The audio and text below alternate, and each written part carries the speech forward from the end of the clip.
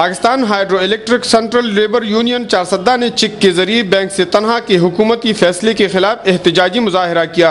احتجاجی مظاہرے سے ہائیڈرو یونین پشاور سرکل کے جوائنٹ سیکرٹری سید احمد حسین، چارسدہ ڈویژن کے چیئرمین حاجی مرجان، جنرل سیکرٹری ثناء اللہ اور ہائیڈرو یونین پشاور سرکل کے سابق وائس چیئرمین اختر ایوب نے خطاب کیا۔ مقررین نے کہا کہ ریاست کا فرض ہے کہ عوام کے جان و مال کے تحفظ کو یقینی بنایا جائے۔ وابڈا کے ملازمین کو بینک کے سامنے تنہاؤں کے لیے قطاروں میں کھڑے کرنے کا مقصد ان کو از خود دہشت گردی کے منہ میں دھکیلنے کے مترادف ہے۔ انہوں نے کہا کہ قوم کی حصول اشیاء کے قطاروں میں کمی کرنے کے بجائے ایک اور قطار کا اضافہ حکومتی فیصلہ دانشمندانہ نہیں۔ مقررین نے کہا کہ پارلیمنٹ میں بیٹھنے والوں کو شاید تب فیصلے پر نظر ثانی کر کے واپس لینا پڑے جب وابڈا کے قطار میں کھڑے ملازمین کو سانحہ پیش آئے اور کئی گھرانے یتیم اور درجنوں گھروں کے چولہے دہشت گردی کی وجہ سے بجھ جائے۔ اس موقع پر وابڈا کے ملازمین نے اپنے بازوؤں پر سیاہ پٹیاں باندھ رکھی تھی۔